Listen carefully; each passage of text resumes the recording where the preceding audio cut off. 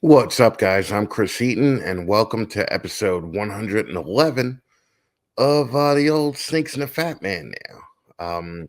Before I get started, I want to thank Tom Wolf over at Wolfie's Royal Podcast for getting me this shirt. Shane actually shipped it to me. I got the shirt from Tom through Shane, and it finally ended up here. So go check out Wolfie's Royal Podcast on YouTube and Spotify and everywhere else. Also, this episode is brought to you by Reptichip, best cocoa substrate in the fucking hobby.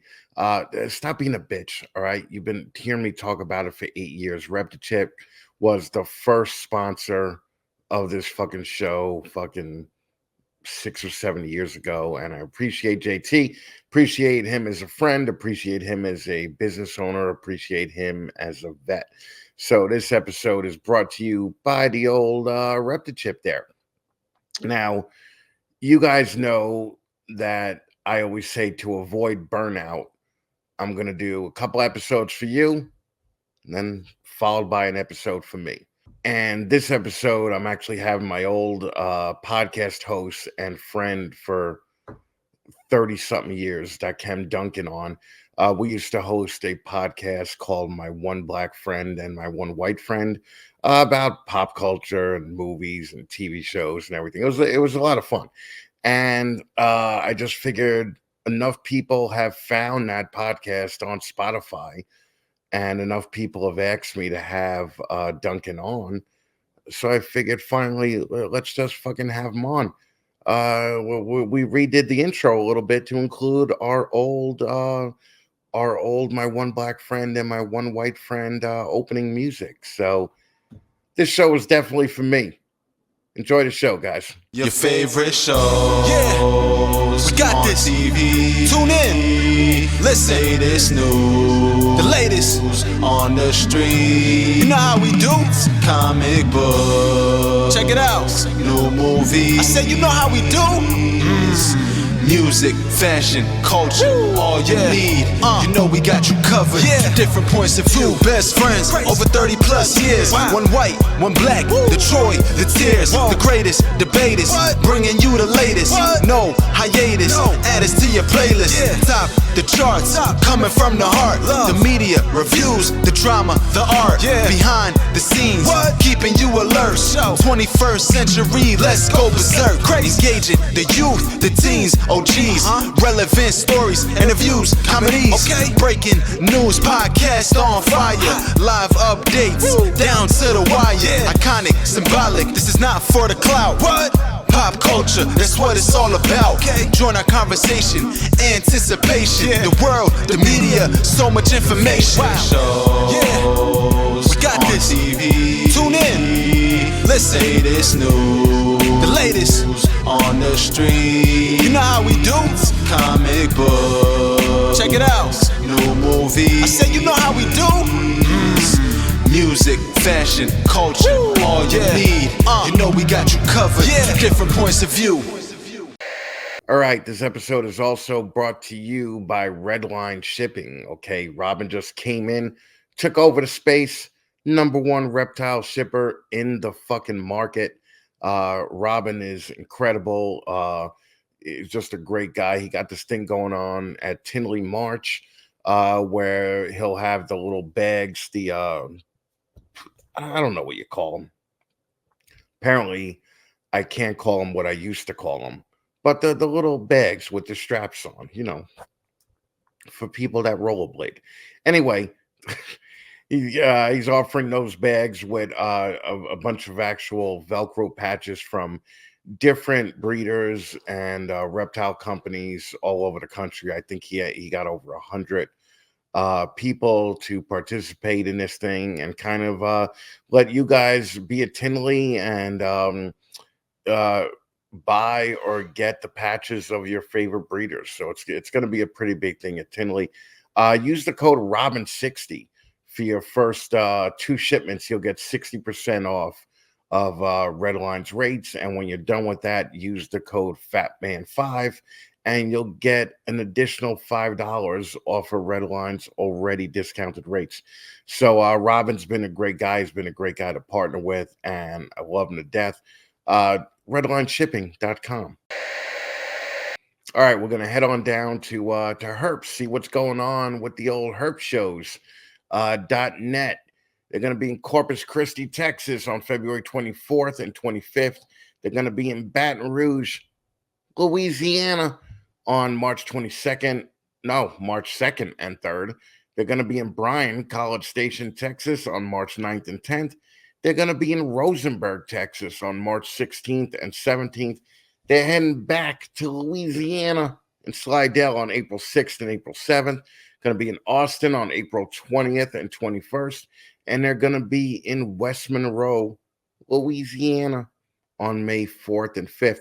Go check out herpshows.net. I mean, really the best local show circuit in the country. Okay, so again, guys, I know I'm being a little selfish here, but this episode, this one's for me, man. Fucking, it's been a while since I was hanging out with Dakim Duncan, and enough people have found that old podcast on Spotify and iTunes that they called me and or DM'd me and asked me to get Duncan on. And he's one of my best fucking friends. So I was just like, yeah, I think that'll be fun this week. Okay. Plus, we got Tradesmen Exotics here, who, I mean, Tito is just a fucking great guy. And he's the 15-minute guest this week. So I appreciate Tradesmen too. Tradesmen shows up at all the Zoom calls, shows up at all my other lives and all that. I really love the guy. Now, listen, right here. Okay, go get one of these. TheHeroCompany.com/Snakes and the Fat Man is the affiliate link. Buy yourself a cool, badass bracelet. I have two. I'm wearing the other one here. They're just cool, cool little accoutrements to your everyday look. And at the end of the day, you're helping provide a vet with PTSD a service dog. So the link is in the description. So please head on over there and buy a bracelet today. Help out the PTSD people that actually need a service dog to get back into normal life, if you know what I mean. All right, this episode is also brought to you by Chimera. Listen, just learn what you don't know, okay? You're obviously in a rut right now if you're in a ball python breeder, and sales are going pretty slow, and they're going to continue to go slow for the next couple of years. So learn how not to make sales slow by getting advice from Patrick and Andre over at Chimera. Okay, just learn to know what you don't know and fucking teach yourself that. Better yet, have Patrick and Andre teach you. So these are the guys to go to for help, because let me tell you something. Business is not sucking for Chimera, okay? So they're willing to teach you how to make it not suck for you. Again, ChimeraReptile.com, Chimera Reptile on Instagram. Go give them a follow and learn what you don't know. Let's talk about Charlie over at Gray Rider, okay? Charlie has been offering shed testing now for the last 6 or 8 months, and there's a guy in his garage offering you test results with the exact same accuracy as the big guys who've had hundreds of thousands of dollars invested in them. Charlie figured it out. Charlie cracked the code. He has shed testing available for a ton of different things. I'm not going to read them off this time and be all fake, but look, I mean, believe me, anything you want, Charlie will do it. Go check out his website at shedtesting.com. I'm actually in a little bit of a rush this episode to get this thing out, so I don't have all the scripts pulled up in front of me. But don't worry, Charlie. Next time I'll make sure that I run the list of all the shed testings that you have available. Again, go to Charlie. He'll get it back to you in like 2 or 3 weeks. Other companies are taking fucking 4 months. Okay, go check out Charlie at shedtesting.com. All right, I don't really have much to complain about this week. However, I would like to complain about this whole Instagram reel thing where they're like, I'm a ball python breeder. Of course I blah blah blah. I'm a ball python breeder. Of course. Shut the fuck up. Nobody cares. It's not funny. I think I saw one that was actually funny, and that was from Ink Lady Morphs. And but that's it. That's it. And then it seemed like the next day everybody was stealing their stupid idea and fucking doing it. I'm a ball python breeder. Well, of course I shut the fuck up. Nobody cares. It's not even interesting or clever when you rip somebody off that much. Listen, the guy making the best reels right now is Demonic Reptiles. And the reason he's doing it is because he's not fucking filming himself. He's actually being creative about it and fucking giving different scenes from fucking different shows and movies, little fucking ball python related uh um topics and subjects. I mean, he's killing it right now. Okay, try and be original like Demonic. Okay, Ink Lady Morphs, even try and be original like that. But fucking everybody hopping on this. Oh, I'm a ball python breeder. Of course, like just stop it. Stop it. You're embarrassing other ball python breeders. Matter of fact, if you've ever done one of those fucking stupid fucking reels, don't go to Chimera. Don't use Charlie from Grey Rider. Don't use Reptichip. Okay, you don't deserve to be here. And fucking 9 times out of 10, the people copying that fucking stupid idea are people that I never fucking heard of, and they're not ball python breeders. They're fucking like little hobbyists that barely had a clutch. So really, just like fuck you guys. You guys suck. Stop doing it. All right, do me a favor. Just stop doing it. All right, 15 minutes of lane. Fucking sponsored by Canova, sponsored by Clutch. Okay, probably the best cloud-based software system for managing your ball pythons out there. Okay, that's all I'm saying. All right, take your collection to the next level. Use Clutch, but use Clutch when you have 5 animals. Okay, it'll be a lot easier than when you have 200 animals because all the work goes into the front end.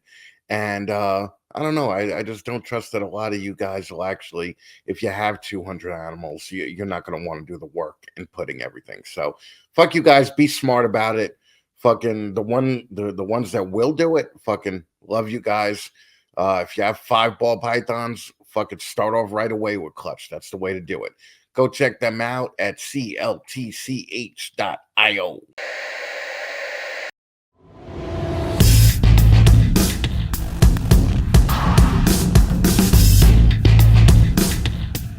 Ladies and gentlemen, boys and girls, children of all ages, Snakes in the Fatman proudly brings to you its new breeder segment, 15 Minutes of Lame! What's up, guys? It's Justin at Canova. For the past 5 years, 15 Minutes of Lame has become a launch pad for so many new successful breeders and a badge of honor in this industry. It's been so amazing to watch the passion and dedication you guys have and to watch your businesses grow. Just remember, the next me might be you. Bring it. 15 Minutes of Lame!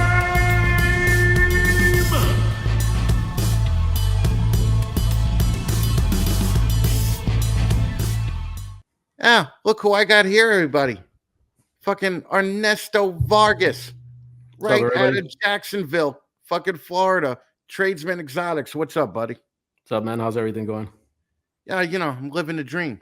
Right? Good, Fucking that's sweet. just how it goes. Yeah. So you know how it works here. Hmm. We're gonna put 15 minutes on the clock.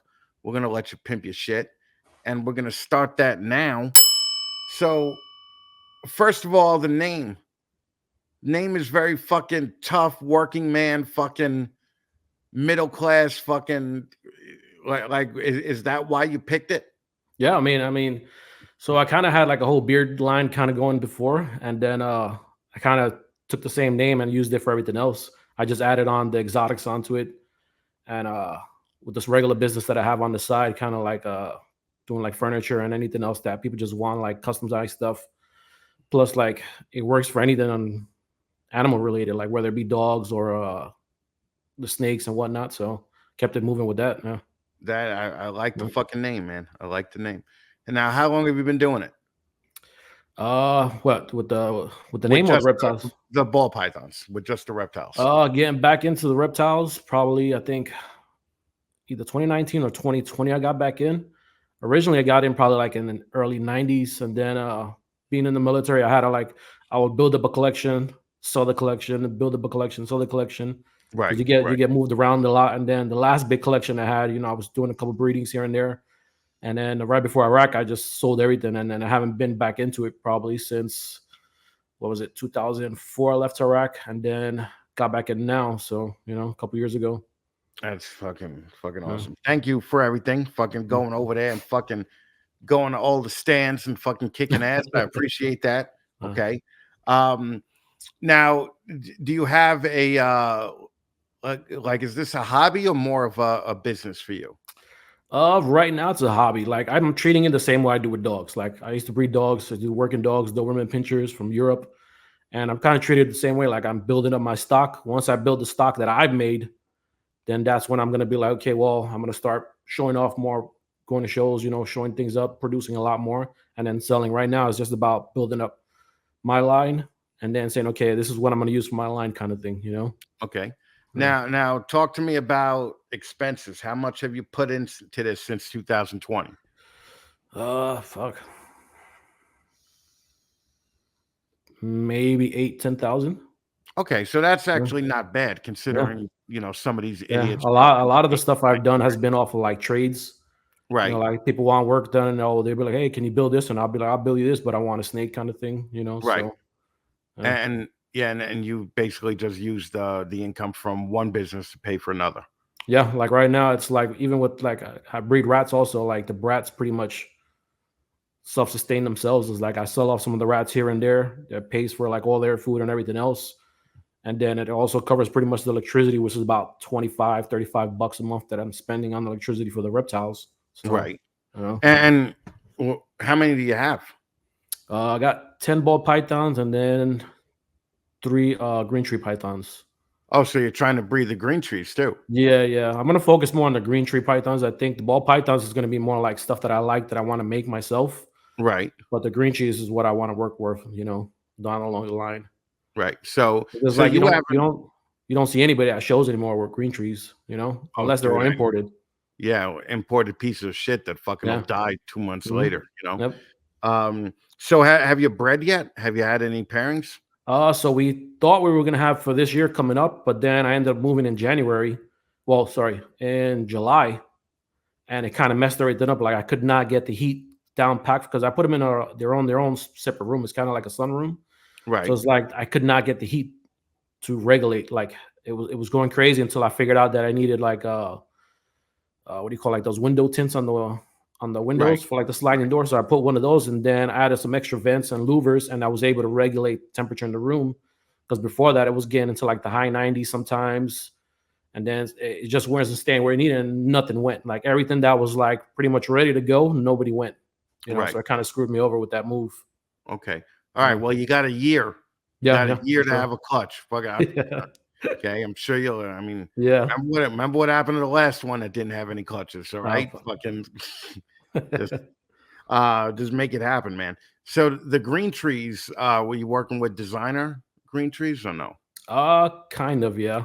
Okay. Not the crazy high end designer ones, but like intermediate designers from Socrates.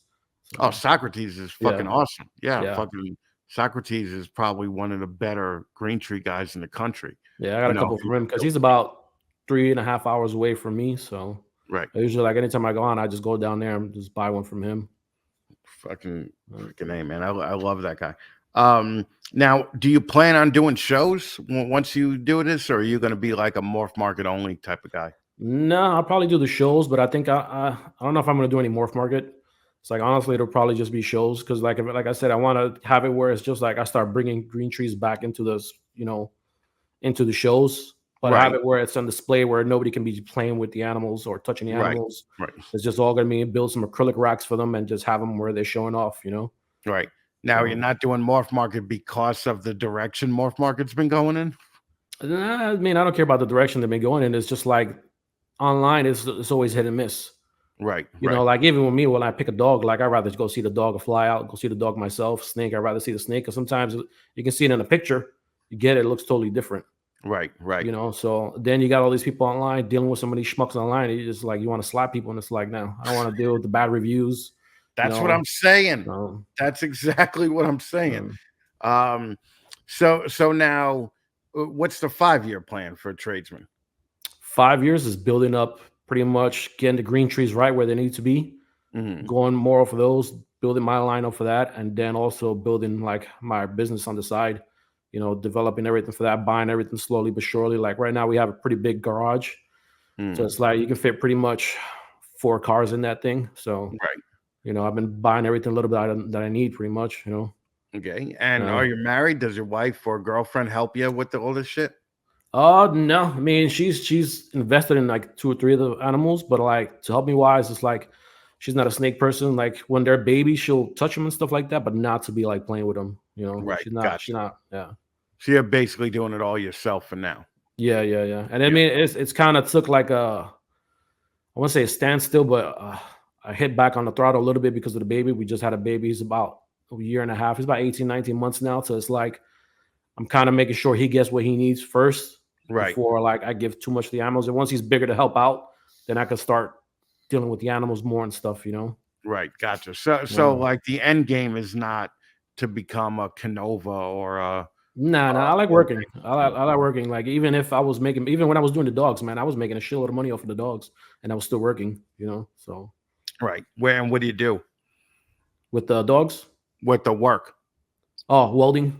Right welding. Now, yeah, I was pretty much been a welder my whole life, and started like at 17, joined the army at 17, became a welder in there. Originally, I was infantry, switched over, became a welder, and then got out, traveled around for a little bit, doing like pipeline welding. Went back to New York.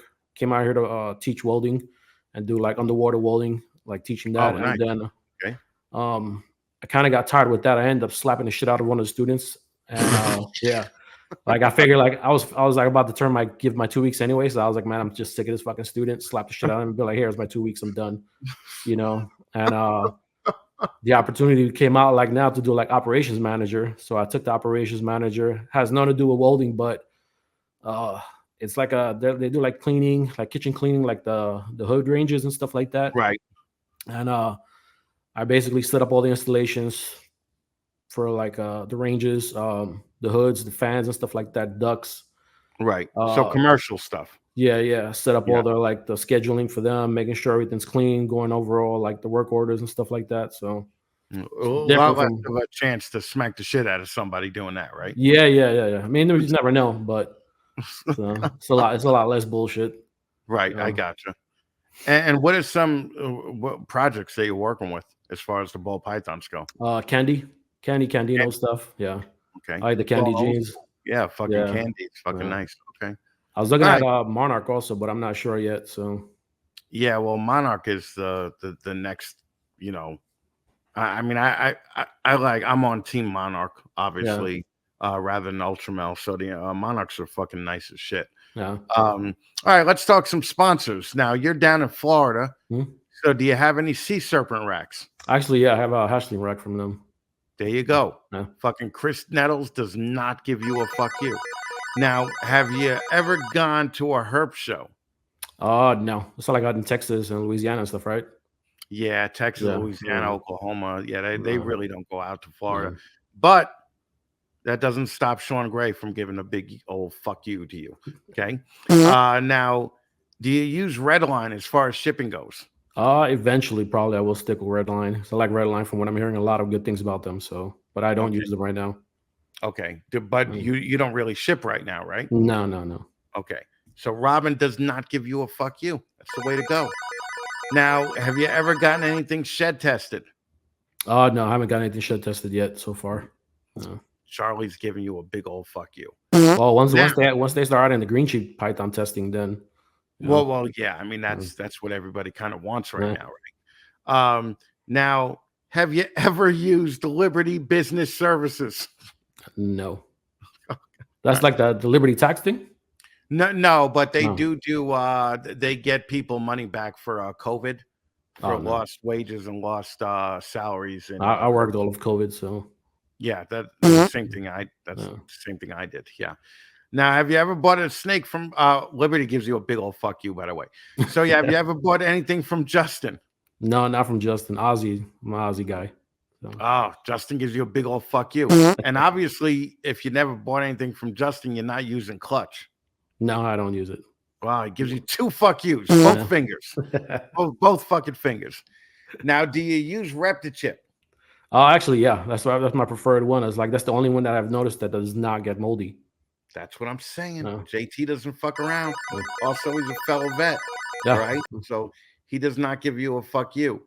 As a matter of fact, you're a vet, so we're discounting all the fuck yous during this fucking interview. Okay. So you get all thumbs up. No more fuck yous. But we'll check.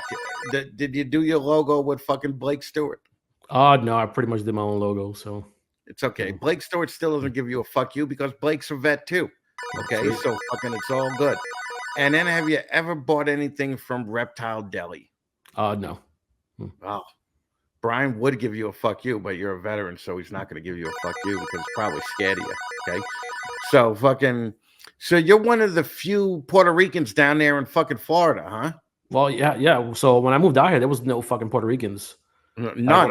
When I came out here in 2014, you couldn't get fucking Spanish food. All you had was like Walmart that sell like that knockoff Mexican food. That's it. Yep. You know, and then it's like after that big hurricane that fucked up Puerto Rico, that's when we started getting more Puerto Ricans out here. You know, so but like before that, man, it was like scarce. Like you see another Puerto Rican, you were like, oh shit, hey. Yeah, like hey, let's talk, brother. Let's talk. Yeah. And you used to be in New York. That's why my guy Brian is tight with you. Yeah, I'm originally from Brooklyn Bushwick area. Fucking Bushwick, man. Yeah. Fucking hardcore. Wow. And then you went down to Florida because of the offer of a teaching job, right? Yeah, one of the schools out here, there's like a dive school. And I took over all like the welding and the commercial welding for like underwater stuff. Took over that, did that for like 4 years, and then got recruited by another college to develop a whole welding program for them. And I was the program manager, took over there, did everything for them, man. And we kind of had a disagreement how we wanted to do things. Like they wanted me to become sellout after like they were like, yeah, we want you to develop a program. You have full whatever you want to do. I sat there for like 6 months at the computer and just did everything I had to do. And then they were just like, oh no, we need to cut it. And I was like, no, you know. So fucking A, man. Goddamn. But do you like Florida more than New York? Oh yes, less assholes. It's a lot more quiet down here. Plus, you can carry everywhere. You don't have to worry. Like in New York, you know. Right, right.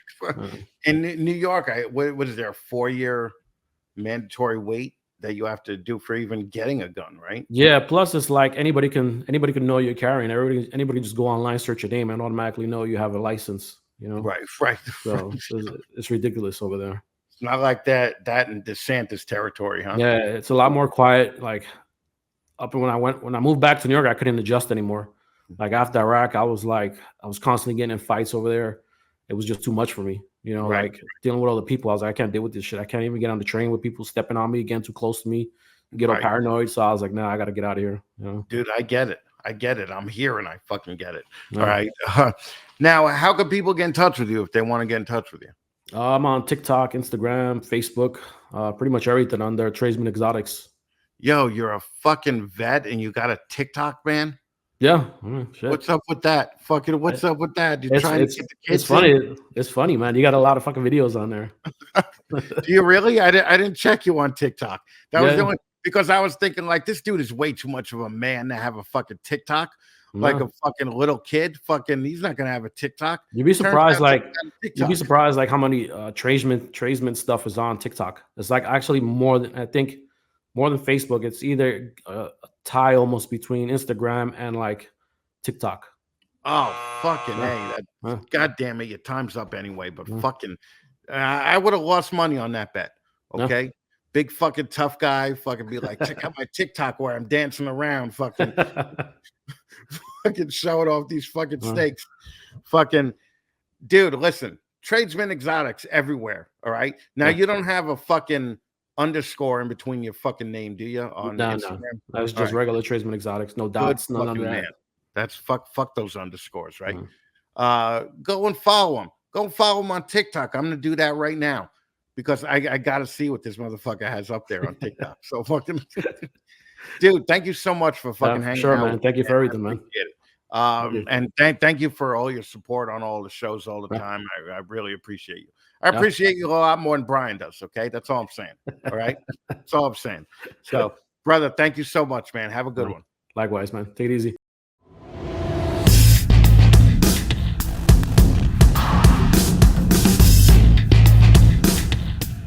Ladies and gentlemen, boys and girls, children of all ages, Snakes in the Fatman proudly brings to you its new breeder segment, 15 Minutes of Lame!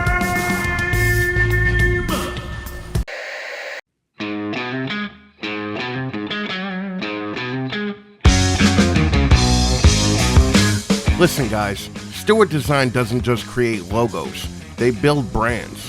What do I mean by this? Well, your brand has both a verbal and visual side.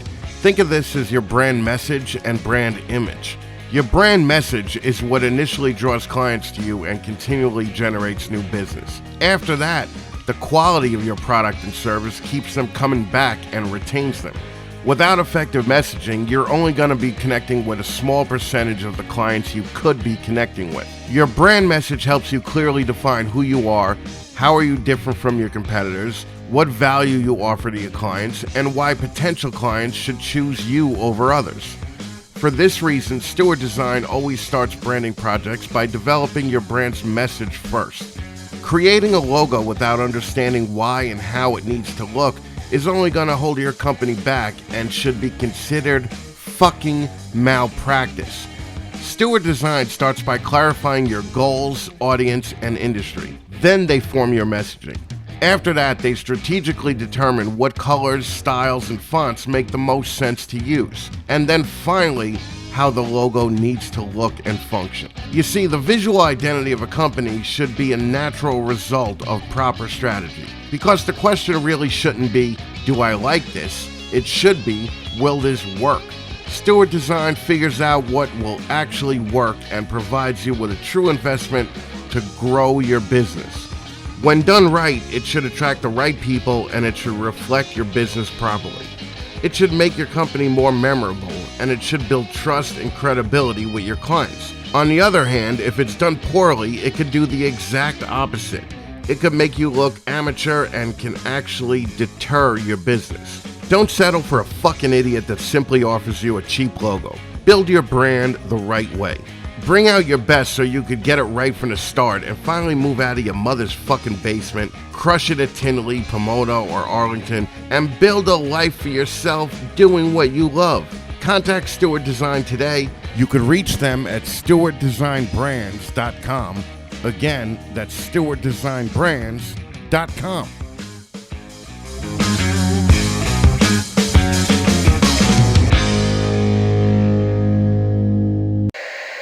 So, as I said at the beginning, my friend Dakim Duncan and I hosted a podcast probably 6 or 7 years ago. It was definitely while I was doing Snakes and a Fat Man, but we were trying to get into the movie and the TV show crowd, and we had a show called My One Black Friend and My One White Friend, and we were killing it. We were killing it for a while.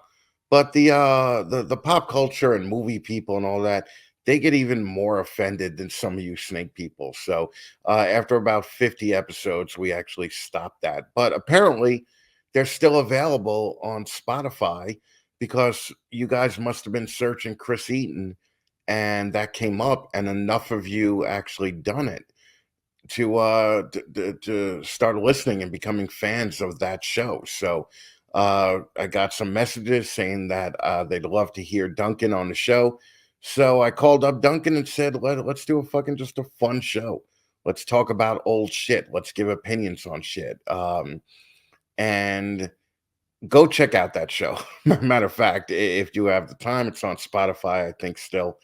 Duncan actually hosts a new show now about movies and pop culture with two other white guys called Vintage Geeks. So if you have a chance, definitely check them out because I think you'll enjoy it. I mean, it's the two white guys. I mean, it takes two white guys to replace the Fat Man. That's all I'm saying.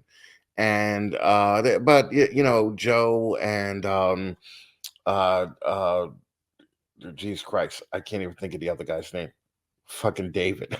Joe and David are fucking cool guys, and Duncan is just a cool motherfucker. And any fans that I could get to follow Duncan, I want to get, because as you'll see tonight, he's a fucking badass. So here's my one-on-one with Dakim Duncan from Vintage Geeks, by way of my one black friend and my one white friend.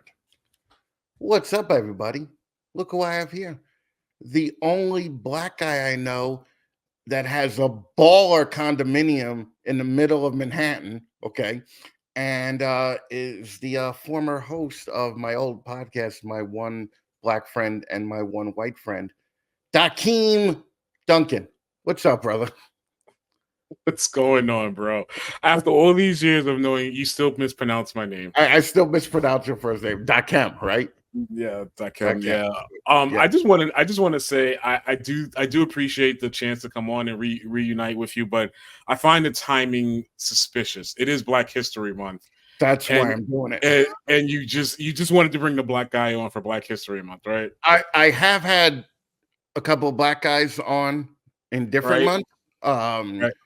But you specifically, I wanted to save for Black History Month because, you know, I mean, you're black, right? I think so. I think I self-identify as a black guy. I know you do. That's why I wanted to have you on and show off your baller apartment that proves that black dudes could be successful too, and they don't have to fucking just be a basketball player or a fucking baseball player or fucking just had to show off the fucking goods and prove to my people that I'm not racist, because I occasionally make an Asian joke or a black joke, but fucking it's not allowed anymore. Okay, even when we had our show, it was going in the direction of not being allowed anymore, right? We were one heartbeat away. We were one racist joke away from being canceled. Yeah. at all times. At all times. I think the pandemic actually saved us. Because people just had nothing to do, right? And they had to listen to us, right? Yeah, that, and it just took the focus, I actually remember you made a joke about when the pandemic first started, like when COVID, the news first started breaking out, and you called it the Kung Flu. You remember that? Yeah. I do. Yeah. And about a year after that, someone DM'd me. I forget who it was, and I think it might have been Paul Hart or it might have been Marable. Somebody was like, "Yeah, I was listening to your old show, and that Kung Flu joke did not age well." It was great though. It was such a funny fucking joke, man. And it was, oh man, that then we made like just a trans joke. It wasn't, I don't even think it was a trans joke. I think it was a trans comment that I left on somebody's thing, like, you know, you should work a little harder on your eyebrows if you really want to pull being a woman off, or you should work a little harder on your butt because you still have a guy butt. And people just freaked, and we almost got canceled then, but luckily enough of the nerd people are more adult. Definitely they're more adult than most of these snake people, because anything you say fucking offends. I mean, fucking snake people. But like the dregs of society, fucking anything fucking, they get mad so quick, you know, at some dumb thing that you say. Like I was on a Zoom call, and or not a Zoom call, but they do these snake hangouts now where there's like 12 people in the room and everybody's just hanging out talking, right? And they call that a podcast, but that's what they do now. There's just 12 people hanging out talking, right? And they record it and put it on YouTube, right? And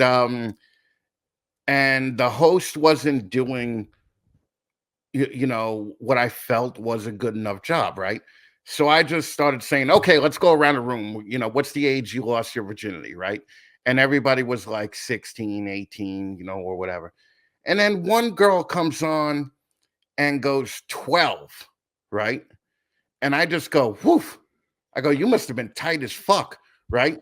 And thinking that was just funny, right? Like, that's funny. It's not a joke condemning her. And the next day I get a fucking DM saying, yeah, I was watching that show until you decided to talk about how tight 12-year-olds were. And I was like, fuck, man. And he made it an Instagram story, so everybody fucking saw it. And I'm like, you snake people just fucking, like, context, man. Fucking, at least fucking tell the joke, Yeah. So take the fucking stick out of your ass. It's not that. Well, not only that, it was like a 6-hour podcast and it happened at like 1 a.m. So who the fuck was watching it? Like fucking right. Yeah, I thought I was safe, but turns out nobody's safe. And then I had a thing with women where I have like a Hot Girls episode, and I DM'd all the women and I told them, I'm like, listen, slap on a little makeup. This is the Hot Girl show. It's not the Hideous Girl show. We'll save that for audio, right? And fucking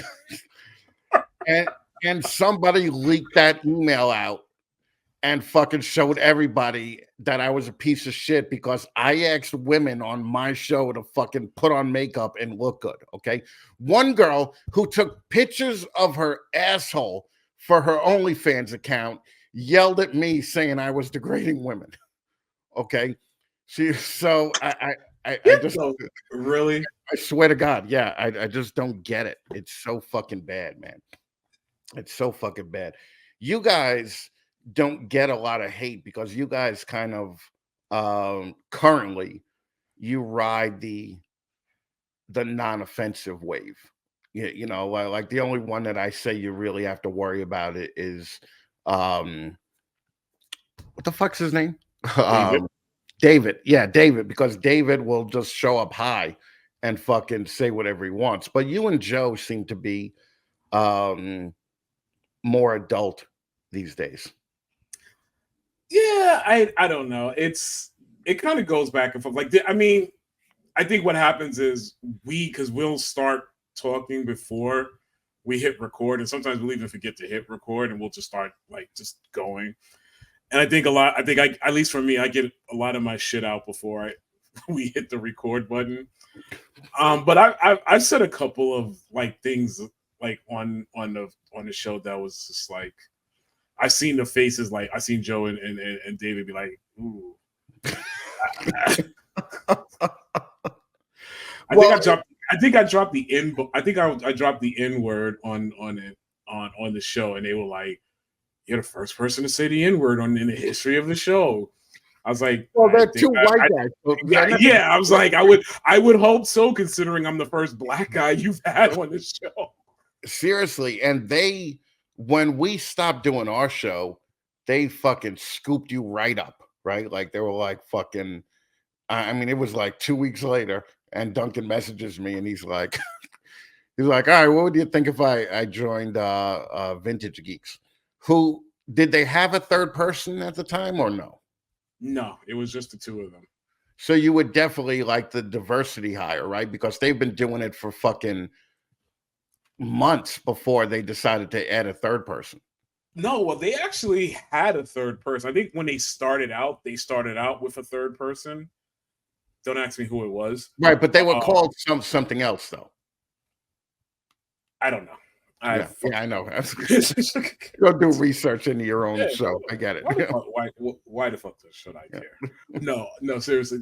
Yeah, they did have a third person. I don't know if they changed the name or whatever, but I think they were like 50 episodes or 48 episodes deep before they brought me on. Right. Yeah. So, yeah, I was definitely the diversity hire. Yeah. Could you imagine the talk between them? They were like, we should add a third guy. And they're like, yeah. But you know what would be even better? If we added a third guy and he was a black guy. Like, and they're like, fuck, I heard Duncan just became available. And they were like, fuck, let me shoot out that email. It was either a diversity hire or a pity hire. I'm not quite sure which one. I think they may have felt pity for me. Yeah, but why though? Fucking, I mean, everybody in the pop culture podcast realm, that they all have like shit views, like fucking 600-700 views an episode or whatever. And but there was one episode or one show that had like 10,000 views, right? And everybody fucking wanted to be the show that had 10,000 views. But also what nobody thought of is the show that had 10,000 views has been doing this, you know, their show for 10 fucking years. You know, like fucking dudes are just coming out of the gate, like that Godzilla podcast that fucking what's his name used to do, Marable used to do with Hepner. You know, like Oh, yeah. fucking nobody listened to that shit, right? Like fucking I mean, they're talking about like the Godzilla fucking movie that came out in 1971, and they're going like fucking, they're basically going through the script and fucking talking about it. And yeah, it was just I mean, that was a dog shit show. And I went on it a couple of times. Okay. Yeah. Did you ever go on that one? I went on it once or twice. I think once. Yeah. They invited me to come back, but something happened and I couldn't. But yeah. And then the third time I didn't want to do it, so I just like banked out. Yeah, you're just like, dude, this is boring as fuck. There's only so much I could talk about Godzilla. Well, no, it was and it was just the episode. What they wanted me to talk about was some like really obscure fucking kaiju shit that I totally did not see. So I was just like, yeah, I'm not doing that. Fuck that. They probably I should have went on and just like talk shit about it. Like, I think that would have been so much fun because fucking Hepner would have gotten like really fucking pissed off. You would have got mad. Yeah, you would have got fucking mad. Because he was like one of these guys that's like, and fucking, I have nothing against the guy, but he was like really like particular, and he was like very precise, talking about the dates and everything. And I was just like, I literally for like once I was gonna say, I should just go on your show and just like get everything wrong about the show. Just get everything wrong about the movie and just be like, you know. Well, because he was the dude that knew the most about Godzilla that I've ever met in my entire life. Like fucking, you know, he would do obscure quotes from a 1960s Godzilla movie and then think that everybody should get it. And everybody was like, yeah, I don't get the reference. And they're like, right. Are you kidding me? Godzilla versus Gamera, fucking 1965, fucking 3 seconds into the movie. And I'm like, oh, whatever, dude. So I can't handle that. But you have stayed with the pop culture stuff, you know, with your show. Okay. Now, is there any, are there any other times where you're like, dude, let's just not talk about what we watched this week. Let's talk about something serious. Or do you never get to that point? Absolutely. I every once in a while we'll talk about like something will come up like politics, or if something current events comes in, like we may fucking touch on it, but that's not the vibe of the show. And honestly, I do that show to escape fucking reality. Right. You know, like we have like a group chat, and you're in one of our group chats. And we'll talk about, that's what like more like where we'll share like shit about the world or shit that's going on and shit that pisses us off. But on the podcast, it's really just about fun and escapism. I wouldn't mind every once in a while talking about something controversial. Mm-hmm. Well, have you ever thought about doing a different podcast and doing something completely different? Actually, I do have an idea for a podcast that I'm thinking about starting up. So I have like 3 or 4 different friend groups now. I have a group of guys at the job that we kind of hang out and we go out to dinner, we go to the movies or whatever. Then I have some friends from college, and I have some friends from the. So it's like, you know what? I'm thinking about doing a show about and having like the different groups on, not at the same time, but like maybe like rotate the groups. Right. And just like it's kind of like friends or therapy or friend therapy or some shit like that, and just get on and just talk about shit and talk about, regular shit or talk about current shit and whatever. Just, because for me, my friends are my therapy. You know what I mean? I have a therapist, but I go to my friends when I want to have fun and when I need to talk about shit. So I was thinking about doing that. I talked to one group of them, and they were like, "Yeah, I love to do that shit," So I'm thinking about doing that. Well, also I was telling Duncan about how much drama goes on in the snake world, and Duncan had an idea right on the spot, right on the fucking spot. So tell him the idea you had. So you were telling me that there's a lot of drama in the snake world, and there's a lot of people that fucking get pissed off and they talk about each other.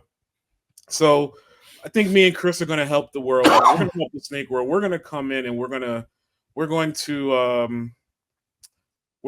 like be like the judges. You're going to come to us. You're going to bring us your problems, your beefs, and we're going to talk about it and be like, yeah, you're wrong or you're right or fuck that bitch. That bitch was stupid. Well, the only reason that might not work is that there's so many pussies like in the snake world that won't confront each other, right? As you're fading into your fucking apartment. And they won't confront each other. And so they'll say a bunch of shit in public, but then when it comes down to really facing what the problem is, they won't do it. So why don't we set it up so that they could leave their problem, they could leave their gripe anonymously? Well, we could do that and then ask them later on if they want to be on the show. Yeah. Say this one might be funny to have Duncan just. We just think it would be funny to have Duncan, who's never owned a reptile in his life, to just come in and give a real world fucking you're being a dickhead or you're not being a dickhead solution. And that would be pretty funny. And we're thinking about maybe making it like a 15-minute segment every week. So we'll see if that works. But let's go back to your podcast now. Vintage Geeks talks about movies, TV shows, comics, right? Yeah. Pop culture stuff, mostly just TV shows, movies, stuff that we watch throughout our fucking hectic, crazy lives. Well, do you guys have the same situation like we had? Like when Duncan and I were doing it, we were like, all right, you got to watch 15 things this week. And then, you got to come in and talk about them. Do you have that situation with these guys, or is it just like, whatever you watch, we'll talk about? I think we aspire to do that. Talk about like we're gonna have 15 things we're gonna talk about. I think that's the like the goal in our minds. Like when like this is how I picture this going, but it does never materialize like that. Right. It really just ends up being just whatever the fuck we watched. Well, and usually it's one or two things that we've all watched. Like if it's, let's say, Reacher. Like the next show, I know the next show we're going to talk about Reacher because we all watched that. We all love that. I think we've all watched Echo. We'll probably talk about that. But then there's like shit that Joe watches that I don't fucking like or don't care about. There's shit that David watches that I don't give a shit about. And then they'll talk about it, and then I'll just tell them what I talk about, what I like, and is it just well, are you ever like, man, these are two white people that watch white people shows, and I'm not going to watch a specifically white people show because, and I'm going to bring it up.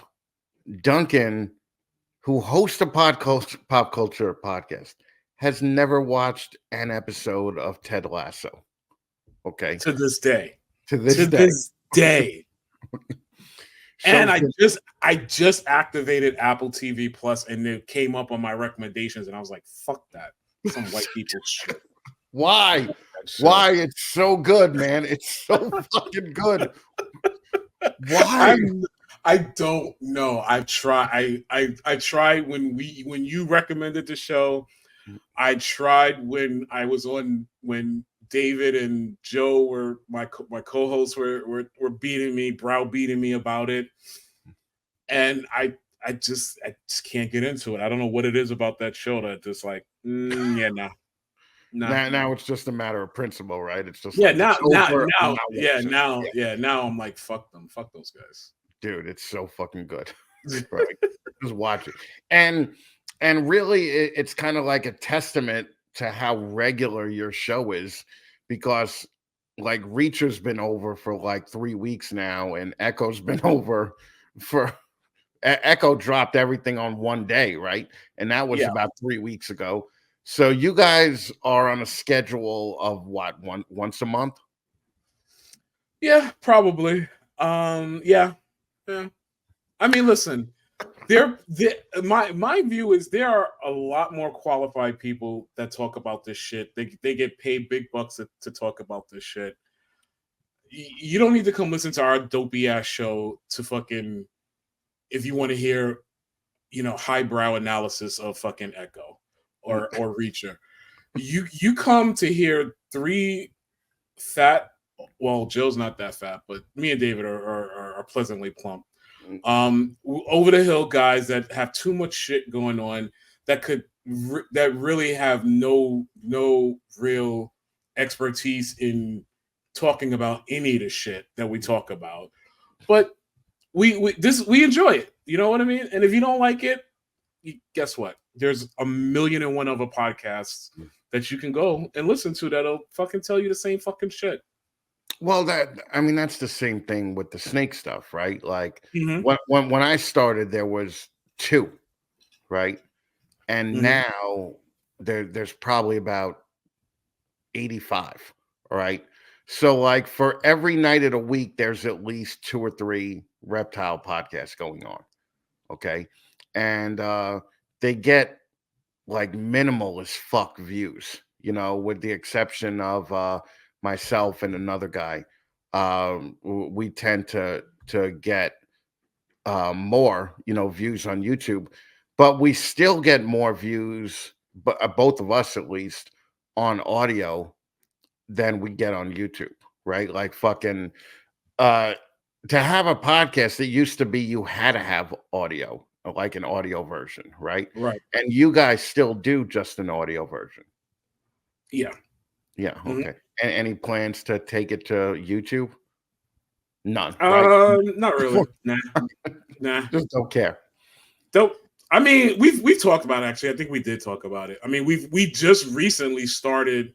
We would literally record just audio. We would not see each other. We would just do a Skype call and just record that way. We just Right. started, I think, sometime last year, doing a video, so we could at least see each other while we're recording. Yeah, I mean, it's really a low maintenance show.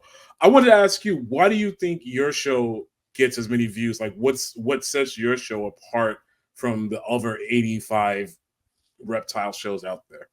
I think it's been consistency over the last 8 years, you Mm, know? So, like, I'm definitely considered, like, the old guy now, which I mm, fucking hate, like, I know some old guys are like, "Oh, I think it's great. I think it's like it means that I'm like, an original and I, do this and that, and that's why they follow me." I hate being perceived as, like, the fucking old dude. Um And it's funny now because half these podcasts that are on YouTube don't even do audio. It's like they don't mm. even feel it's necessary. And if I get 1,000 views on YouTube, let's say on an episode, I get close to 5,000 audio downloads of it. So people are still listening to audio only, because people forget when people listen to you that they're doing something where it could just be background noise, like driving in a car or fucking cleaning the Mhm. house or doing shit like that. So I don't really get the switch from audio to video. And if you saw some of these people, they're not attractive, dude. Like they are not attractive. They should definitely do just audio. Okay. Some of the women, especially, not attractive. Okay. It's rough. And people will actually do the show like from their snake room where they're all hot and sweaty and just gross and fucking and they do it because you got to remember if anybody has like a snake room in their house, it's usually like 83, 85 degrees in there, right? So they come in looking all fresh at the beginning, but fucking by 15 minutes into it, they're wiping their fucking hair down and fucking sweating their ass off. And I just never thought that way. Also, I like talking about non-reptile stuff, because that's I think what's funny.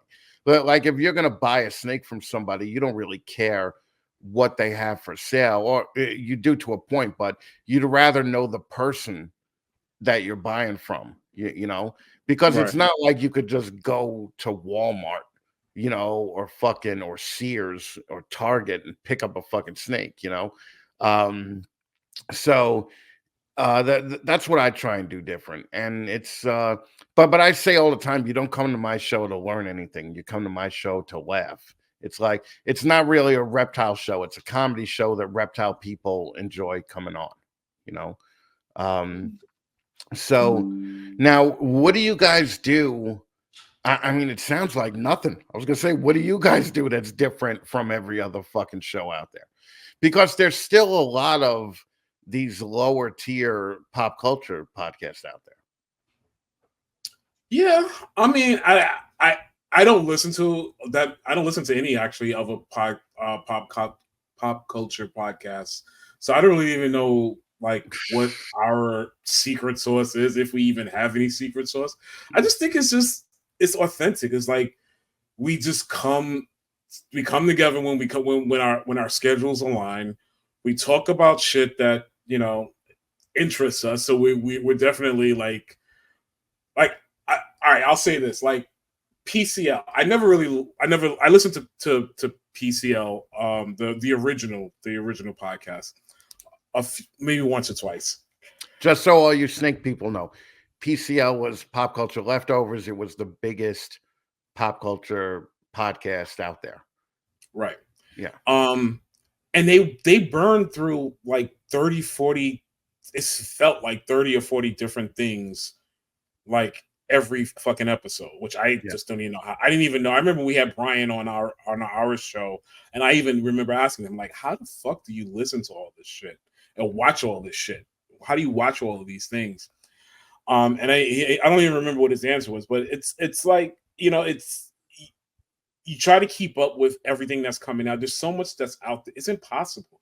So we just focus on what we like. And if you listen to us, you're gonna agree with us. You're not gonna agree with us or whatever. But it's nothing. It's just authentic. I think that's what people get from us. Is just the authenticity of it all. Yeah, that's I talked to Brian. He's gonna come on this show. Cool. This year. So. But also, have you seen that motherfucker? That motherfucker is jacked now. No, I have not. Dude, he stopped doing the show and been going to the gym every fucking day. And that dude, I didn't think you could get muscles after 40 because I'm a fat dude. But this dude is fucking jacked like fucking Schwarzenegger right now. Okay, he's fucking like a huge dude. So things are working out for him too. But the reality of it is they at least made something off of it, right? Like you guys make nothing off the podcast, right? Nah. Like, have you ever gotten a check from Joe or David and it was like, hey, this is what we made from being on the podcast? No.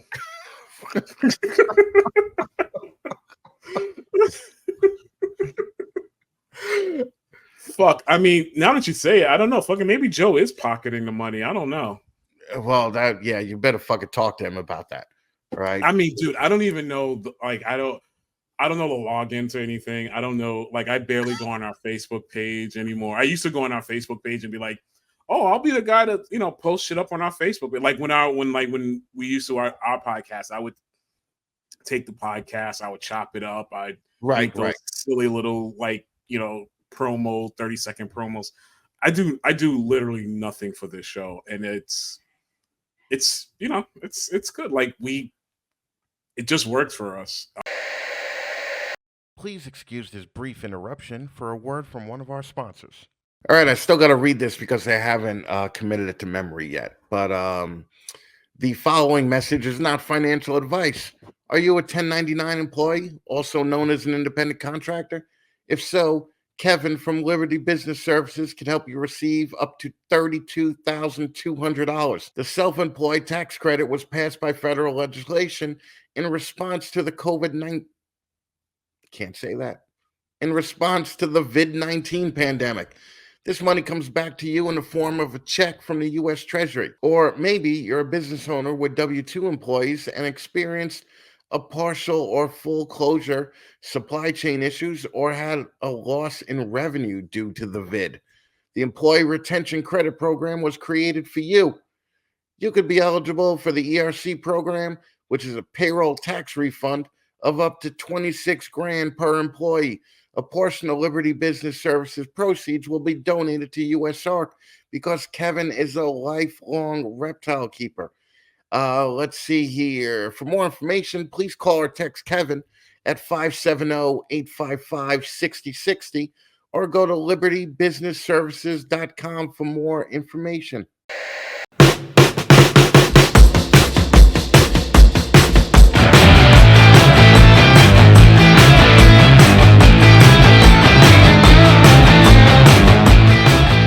Look, it doesn't matter what reptile you're feeding. The Reptile Deli has it all. I'm beyond excited to have my old friend Brian Kazmarchak bringing the Reptile Deli to the strip mall that is Snakes and the Fat Man.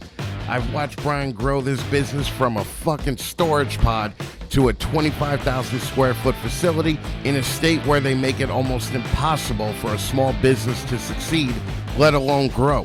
Reptile Deli has been producing some of the industry's best feeder rodents for almost 15 years. Their rodents are grown under the best conditions and regularly tested for quality to be sure they're in optimal health before they ship them right to your door. Reptile Deli also has a roach issue. They've spent years raising dubia roaches and have put insane efforts into R&D so that your pet reptiles get the very best. They offer cup dubia roaches, bulk dubia roaches, and wholesale dubia roaches in a variety of sizes. Are you one of those bioactive people? The deli offers simply the best isopods and springtails in the business with cutting-edge isopod and springtail technology that brings in unbelievable shelf life with biostable microhabitat culture cups. They have an incredible selection of isopods for sale, from rare species all the way down to the common roly-polies, man. Reptile Deli has grown into a cutting-edge feed manufacturer and are distributors of the most advanced reptile products. But don't take my word for it. Take the word of over 800 retail locations across North America that are selling their products. Check them out now at reptiledeli.com.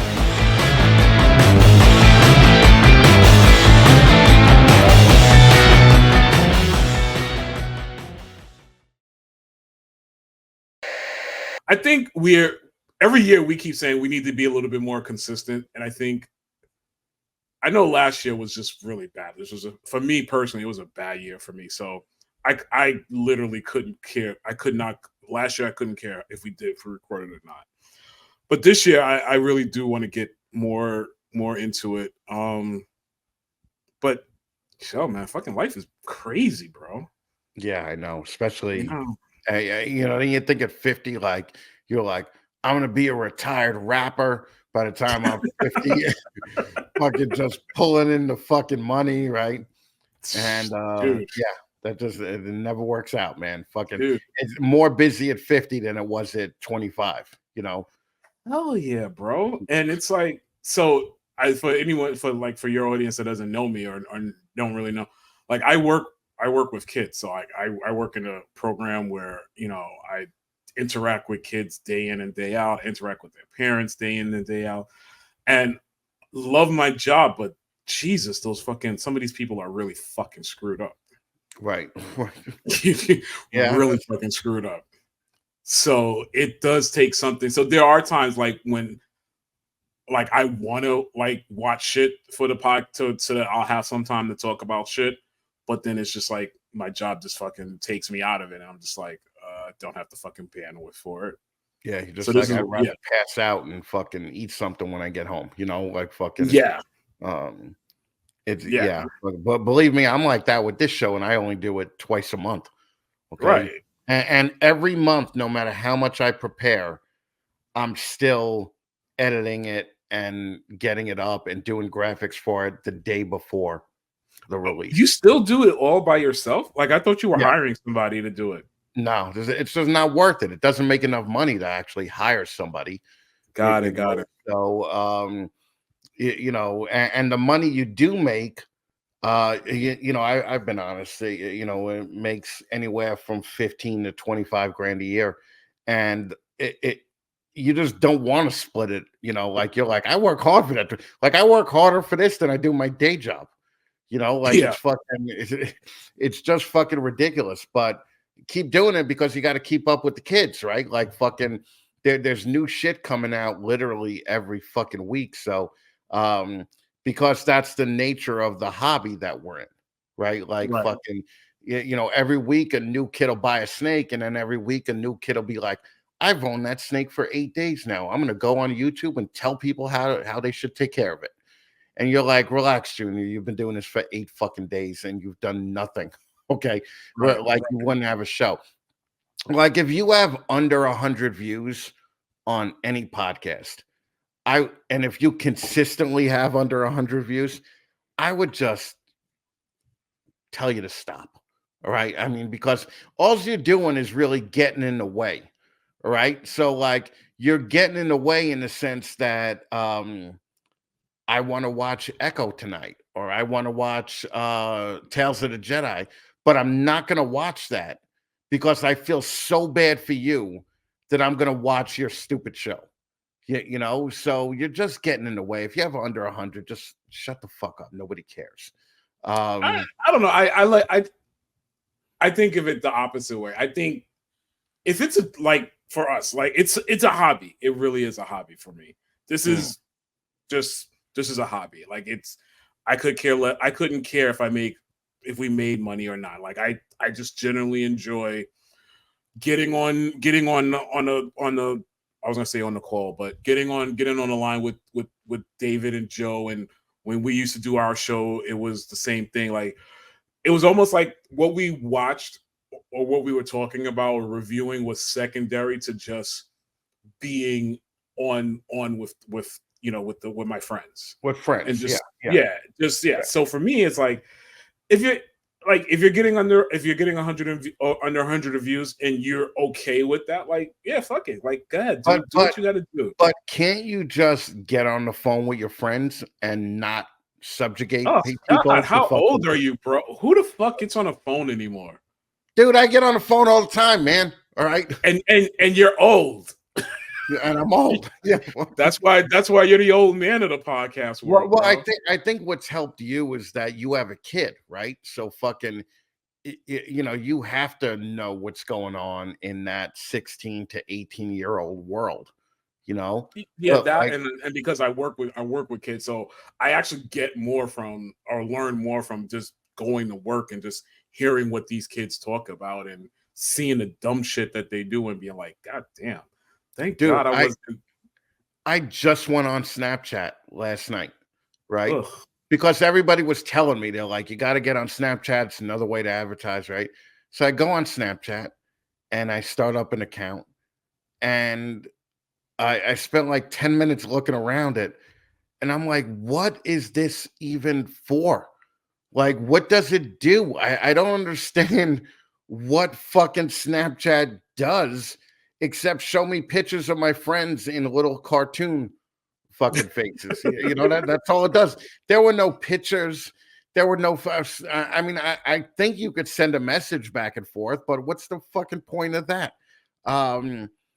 So yeah, I don't get it. I still have my niece work my Instagram because like all I'll do is I'll post something on Facebook and then I'll copy and paste it and then put it on Instagram.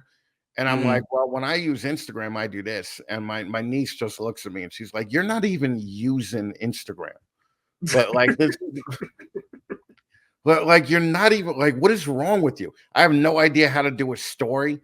If I didn't get tagged in stories, I would never have a story on my fucking page.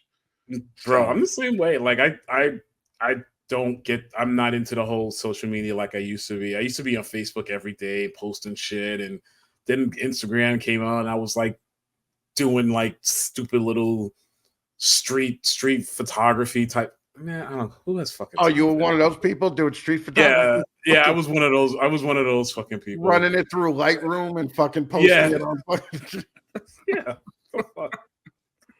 Holy Bro, shit. I have no fucking time for that. I have no interest in it. Like I go on, I post like the kids today, like TikTok is just shit. Like it's still right now, like the number one thing. Like I'll get kids, you'll see kids in the middle of the fucking hallway just like doing some stupid dance, and like they're doing it for like like they're doing it for TikTok or whatever, and I'm just like, all right, whatever. Dude, whatever. Yeah, I have 2 videos on my TikTok, and I only did one of them. Another one was just done for me. And it's pretty horrible, man. Like my niece wants to be an Instagram influencer, and as a person with a real job, that makes me furious. You know, it makes me so mad, right? Like fucking, I get, and there's these kids on like YouTube, and they're just like fucking opening up gifts that their parents give them. So like fucking, you know, my niece and nephew will fucking look at this and be like to my parents, they're like, you don't get me nothing. All right. Yeah. Fucking, you know, and she's like, Barbara got this gold plated whatever with 3 diamonds in it. And she was opening it, and I looked at the video and it had like 1 billion views. And I'm like, what the fuck is really going on here? You know? So TikTok I can't stand. Instagram is okay. Snapchat is just ridiculous. I've never been on Snap. I've never had a Snapchat. I've never even gone on it. Like if it's not posted on YouTube, like Snapchat, like someone like posted, like they'll take videos from Snapchat and right. put them on. Like I would never go on Snapchat. Same thing with TikTok. I don't have a TikTok account. I remember once my Darian downloaded TikTok on my phone because he had a TikTok account, and I looked at it and I was like, the fuck is this? And I went on it and I literally could not figure out how to search for something. I was like, fuck this. Right. I deleted it. Well, we you and I went to high school together, right? So we grew up together, right? And fucking when we grew up, it was allowed, right? It was allowed to make jokes about Black people, Chinese people, Asian, you know, fucking Middle Eastern people. It was all allowed. When do you think it hit that inflection point where it's just not allowed anymore, and every little thing you do could be considered offensive? When TikTok and Snapchat and Instagram became popular, then everyone became so fucking hypersensitive. But why do you think they did that? Why did they do that? I don't fucking know, bro. Like fucking people are pussies these days. I don't know. Like people are sensitive. Like they are. I call them volunteer victims. They want something to complain about. I don't know. They're fucking stupid. Like, well, because you're working with kids, though, you have to deal with parents, right? But yeah. So go ahead. I'm sorry. No, I was going to say the parents are like, if my kid chooses to identify as a cat, then he should be able to identify as a cat. And you know, I'm thinking, well, if your kid identifies as a fucking cat, cats aren't allowed in school, so get the fuck out, right? if your kid needs a fucking litter box in the middle of the classroom to take a piss in, it's just not going to happen. Cats don't go to school. Get the fuck out. So, but you can't even say that with your job. No. Not if I want to continue being gainfully employed. Yeah, you have to provide the litter box. Exactly. Right? Yes, we have to say, hey, Mittens, how are you? You know, meow, meow, meow, meow, meow, meow. No, it's not that bad. I will say this. Like, honestly, what I find more often than not is the kids will have their own like identities or personalities, and they don't want their parents to know. So they'll have like, oh, I want to be called this, but in front of my parents, call me by my regular name, or refer to me. You know, I'm gender fluid, but in front of my parents, call me this or that, or it's listen, I don't know. I could care less what you are, what you call yourself. But there seems I want to go back to that thing about the inflection point. Like, I don't know when the tipping point was. I really do think it has something to do with just like, it was that like that perfect swarm of like the Me Too movement, then the pandemic, and then I think like Trump came into office and like people lost their fucking mind, and like the overcorrection went the other way. So I really think it was like around that time. I think it was that perfect storm of just like everything that happened, and then just like people just became like super sensitive and like. Well, I heard through the grapevine that you became part of N-word for Trump. No. I'm not going to say it. Okay. What, niggas for Trump? Yeah, I'll say it. I'll say it for. I'll get canceled, so you won't. So you don't have to worry about it. No. I used to be really political, but I'm like so far beyond that. Like right now, like I don't really care. I vote, but I vote for just whoever I think will fuck up everything less. Right. But I remember we got into this. Do you remember the whole squirmish thing that we had with I don't even know who it was from PCL. Like, we said something about Trump, or I don't even remember what it was, but like people take it like so serious. Mm-hmm. Somebody was like really mad that like I think it was me, you, or maybe it was David when he was on our show, said something about Trump in the voting third party. And they got like really serious, and they're like, to your point about people in your world like getting so serious, like we got banned for a while, and I got blocked, and I was like, I didn't even say anything. It's like guilt by association. Yeah, guilt by association, right? Guilt by association, and I got blocked. But yeah, fucking people are just like really super sensitive, and just like my grandmother used to say, people can't see past their own nose. Right. Well, it's true, but we did when we were growing up, right? Like when we were growing up, we'd stay up at 11 o'clock at night and watch Archie Bunker and watch fucking all these other shows, and thought it was funny. And it still is funny, because what people I think forget is that the differences between people are what makes it funny. You know, absolutely. Like I remember. I still had some snakes when we were doing our show, right? Mm-hmm. And one time Duncan was here, and I fed the snake, right? And Duncan was like, get that fucking rat again away from me. He's like, get that. I thought Duncan would be afraid of the snake. He was like, get that rat away from me. And I'm like, oh, why? Because you grew up with rats? And fucking Duncan looks at me and goes, you think I live in the ghetto, don't you? And I'm like, yeah, no. And then I go to Duncan's fucking house to pick him up. And this shit is in probably, it's in, I don't want to say where, but Upper Manhattan, right? Yeah. Upper Manhattan, the nicest building I've ever seen in my fucking life. Fucking, they're doing, there's a farmer's market outside the front of his fucking house that caused traffic. And I remember I was just looking at the fucking, I was like, no fucking way, right? Like, no way did this kid grow up here. And that was one of my first experiences of somebody just smashing racial stereotypes, like fucking, because I remember the way you looked at me and you were like, you think I grew up in the ghetto, didn't you? He was like, yeah. Holy shit! Yeah, that was that was an eye-opening That was an eye-opening moment because I vividly remember when I came down. I think we went to like a Home Depot or something, and I came down and you were like, "Holy shit, you fucking live here?" It's like this is the whitest neighborhood I've ever been in. Seriously, it is. And it's so funny because the first time Duncan and another friend came to my house, all right, they were like, "This is a fucking white ass neighborhood." They're like fucking they're like when we left and was walking to our car, me and the other guy just walked out like this, like with the hands up, just so they knew, just so they knew.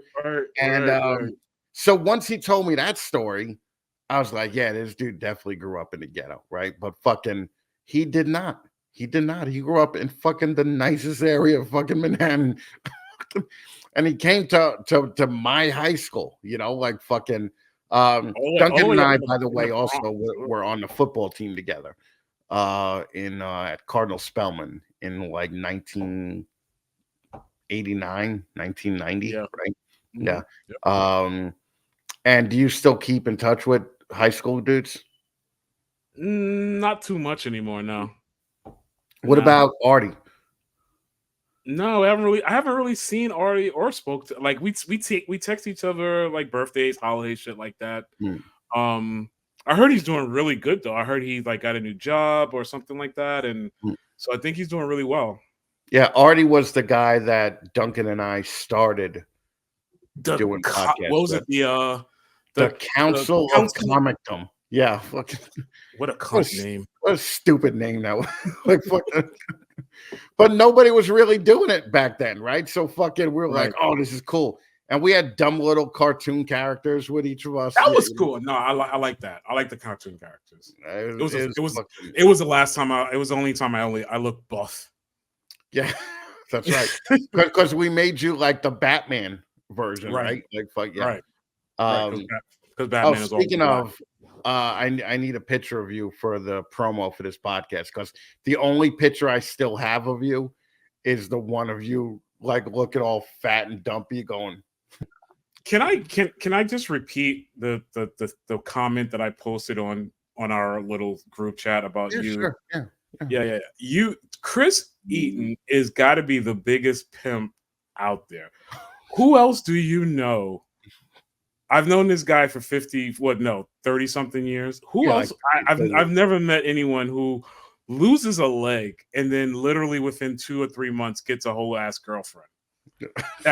A whole ass girlfriend, like a whole ass girlfriend, like not a missing leg girlfriend, not a missing leg girlfriend, and you went like Facebook official with it, like she's hot as fuck, right? Like fucking.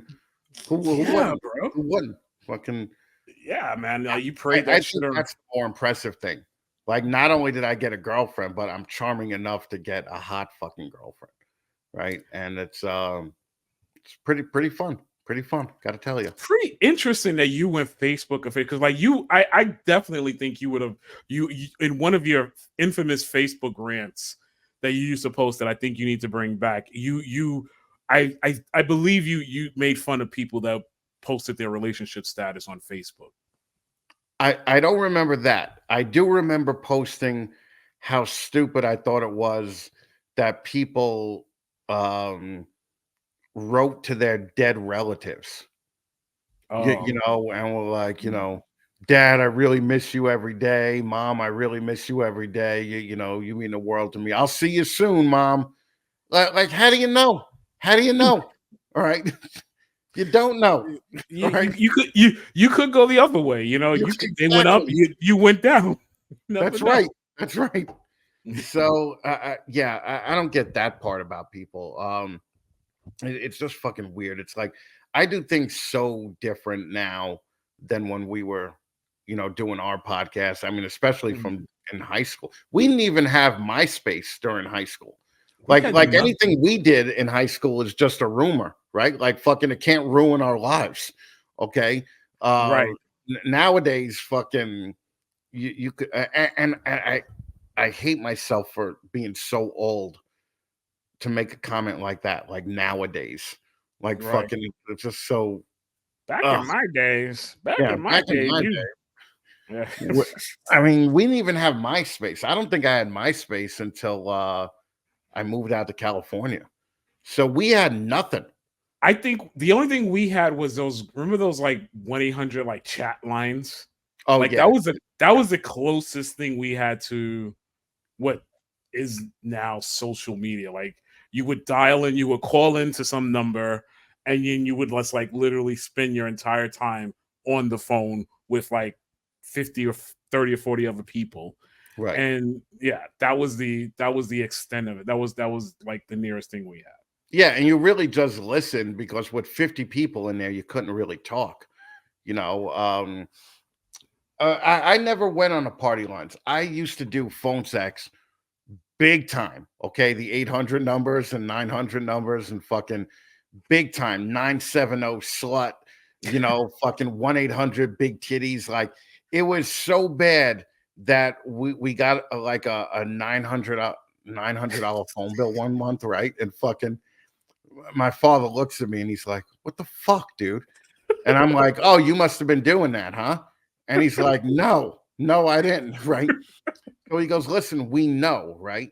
So what, like the phone bill was so high every month. This is how much of I go back to being a pervert, is that my parents would go to every phone in the house and unplug the receivers, Oh right? my god. But joke was really on them because I found out that if you hit the hang up button 10 times, the operator picks up. And I'm like, "Hey, can you connect me to 1-800 big titties?" And I would just do it on speakerphone. I would jerk off on speakerphone, right? Like fucking, yeah. So my story with that is, and like Jesus, like I haven't thought about that in years, but you would literally call this number and it would be some pre-recorded Oh, I lame. remember those. Yeah. Yeah, I like remember it those. wasn't even a live person. It was a pre-recorded woman that'd be like, "Hi, hi, oh, Right. hi," like for like 30 seconds, and then it would be like click, and then you would get charged like $2 or $3 back But it then. was a flat fee. It was like a Right, flat fee. It was only $3 for the call to listen to the recording. right. When when I did it, it was like $3 a minute or $4 a minute. Oh Jesus. You know, listen, I go a long time, man. All right. I can't just one out in fucking 3 minutes. So here's my story with that. So I tried that. I did it for like 1 month. And then my mom got the phone bill and she was like, "Oh no, motherfucker." And I was like, it was a mistake. My mom worked for the phone company. She was she was like, "Mother, you little dirty ass. If you don't get your ass off my phone," and that's when I discovered Penthouse. Yeah. Well, Penthouse, but now you don't even need Penthouse. I mean, me and Duncan are No. from back from the day where you would actually take your porno magazines like out into the woods and put them in a box and bury them next to a certain tree. And then whenever you wanted to jerk off, you had to fucking take your bike out to that fucking tree, fucking with a shovel, fucking dig up the fucking shit and jerk off in the woods and then fucking come back home. Now it's like it's really cool because it's fucking. I mean, you got porn everywhere now. Like fucking, it's Porn in the palm of your hand. dude, right in the palm of your hand. Fucking, um, and it's like it's so different. Like, could you imagine dudes getting out of jail right now that went to jail like 20 years ago, and they come out and they go on like the F train in Brooklyn, where it used to be fucking like all tough guys, all thugs, and there's fucking 75 white people on that F train fucking going to Bed-Stuy. They all have $400 iPads in their fucking hand, fucking watching them fucking go on shit. And you're like, this would have been a dream come true 20 years ago. You know, it's so it's so different than when we grew up. Remember when you used to have mugger money? You know, like you would have your mugger money when you would go out. We would do that. Maybe you black guys didn't do that, but we would have mugger money where No, we were the ones that were actually getting the money. Yeah, I know. You got exactly. That's what I'm saying, right?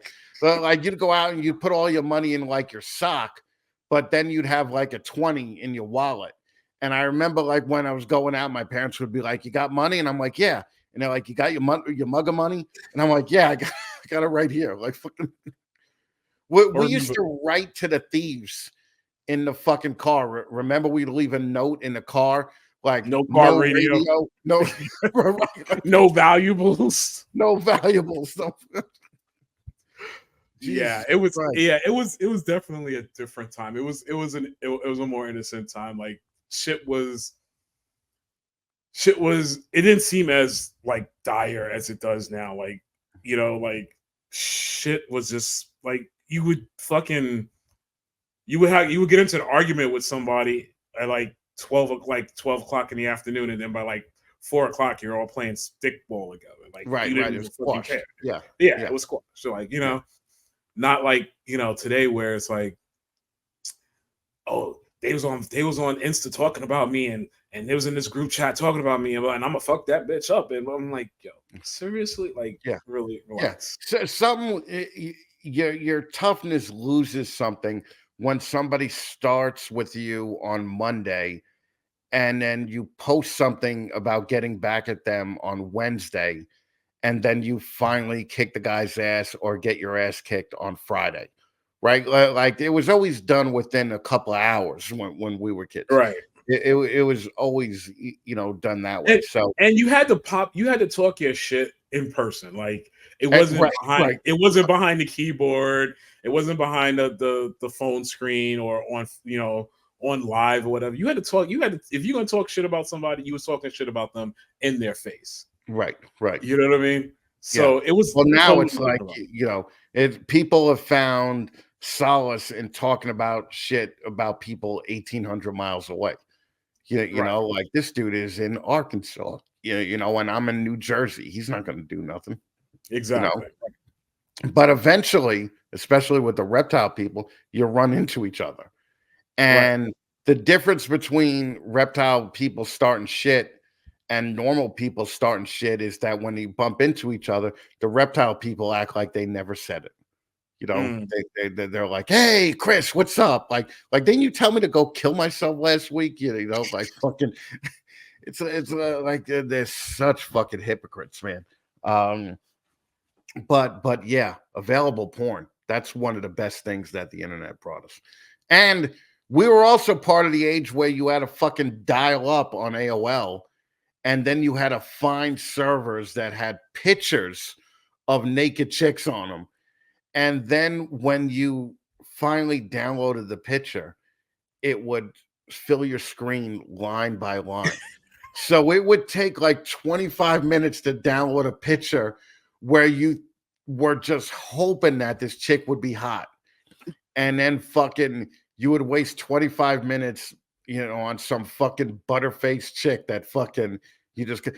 Matter of fact, when I first started AOL and I met people online, they would have to mail their pictures to me, because nobody had a picture of themselves online. Like, what are you, a gazillionaire? Like fucking, what are you, crazy? So yeah, it was just fucked up, man. I didn't mean this whole show to become like how old we were, But thank God, like we grew up in a time when we didn't have all of this shit. Yeah. Could you imagine? Dude, if I was like fucking 13 now and fucking just have access to this much porn, like my life would have took a totally different trajectory, right? Like fucking, but like because you had to work for it, you had to work for sex when we were growing up, like I was a fat fuck. I was like, I'm gonna learn how to play a guitar. Maybe that'll fucking get me chicks, or I had to learn to be funny because maybe that'll get me chicks. But like you couldn't just fucking when I first saw that catfish fucking example, I was just like, you couldn't do that back when we were, couldn't catfish people. I fucking wish, so yeah, it's been so bad, man. And I think that's hurt us as a society, right? I just think that it's gotten to that point where we're a nation full of fucking pussies, and you know, you don't even like the soldiers. You know, like they're letting in people that fucking want to talk about their feelings all the time, and that's I don't know if I want my military to do that. You know, I don't think the Afghani warlords are like, well, how do you feel about this before we chop your nuts off? You know, like fucking. It's just so fucking stupid. It is. It really is. Like I saw a video yesterday or the day before where some guy was like, you know, the funniest argument right now is people talking about, oh, we're gonna go into another civil war, or America's gonna go in. It's like, dude, we're not built for that. Like we fucking have to. We can't even go talk to people in the McDonald's line. We have to order everything and have it delivered to our house. Like it's like we're so fucking non-committal and non-serious about every fucking thing. Like, dude, we're not gonna go to civil war, dude. Like fucking, I fucking fired a gun once in my life, fucking like 20 years ago at a fucking, or no, twice in my life at a gun range. And when I was living in Colorado, the Cowboys took me out and fucking we went clay pigeon hunting. And I'm not gonna fuck listen, when Black Lives Matter was happening, right? And fucking they came to New Rochelle, right? I was like, holy fuck. Like, I don't even have a gun. Like, I'm a pussy, right? Like, fucking, what am I gonna do if they're breaking fucking windows and shit? And I looked around my house, and the nearest thing I could find to like a weapon was I had a decorative sword in the bedroom, right? And I'm like, well, maybe if they break a window and I could, if they're in a straight line and they're trying to get in my apartment, maybe I could just stab them one at a time until it piles up like The Walking Dead, and then they bother the person on the second floor, and at least I'm safe, right? Like fucking, that's how much of a pussy I am. Like, I don't own a gun. Like, oh my god, you talked about stabbing black people. You're horrible. You're a racist. Yeah. Well, yeah, but the nice thing is with all the Black Lives Matter marches, there weren't any black people marching them. So fucking it was exactly. Black people were home fucking fucking playing PlayStation and fucking ordering McDonald's and looking at white people march. Yeah. I saw a white woman tell a black cop that Black Lives Matter. And fucking, I was just like, yeah, this is not really, it's not really working. I mean, somewhere the under 30 white women just took over the revolution. Like they fucking climbed to the top of the fence and they swung their Gucci booted fucking legs over the fence and went straight to the front of the line. You know, like fucking like white women calling me offensive, calling me fucking white privilege. I'm like, listen. I'm pretty sure you were sitting in a hot tub right next to me. Okay. So fucking shut the fuck up and sit down and take your talking to like I have to do. Okay. But like what's your worst problem? Oh, the heated seats in the SUV didn't work. You know, fucking the expensive stores at the mall were closed. Like, get the fuck out of here. They fucked up your Starbucks order. Yeah. You under 30 white women are just the worst. They're just the fucking worst. I seriously hate them. Actually, anybody under 30. And the male feminist, you know, like that just irritates the fuck out of me. Like, fucking, what kind of limp dick way is that to fucking slide into a chick's DMs by fucking defending fucking women on things that don't matter? You know, it's so fucking irritating. So I'm gonna get in a lot of trouble for this episode. Thank you, dude. You really are. You really are. Yeah. So I was gonna post this in the nerd groups too. I don't know if I'm gonna do that now. I wouldn't recommend it. Yeah, can you imagine? Hey, you know what? Fuck it. It's not like they're gonna do anything. What are they gonna do? Yeah. I mean, let's talk about identifying real quick, okay? Sure. So you have a lot of dudes and kids in your life that identify as other things, right? Yeah. Okay. So they say they're gender fluid, right? Mm-hmm. Yeah. Okay. Some of them. I mean, they'll be like, oh, like most of them will go like, they won't say like oh, I'm gender fluid. They were like, oh, my name is, I don't know. Let's just say the kid's name is Malcolm. For whatever reason, they don't like that name. They'll be like, oh, call me Gia. Gia. Okay, Gia. Like They'll come out with they'll come out with like a unisex name. Okay. So yeah, that's mostly what it is. Like I have, very few that are actually like, oh, I'm trans, or I'm I'm gender fluid, or I'm this or that. They'll just they'll just be like, oh, call me this instead of that.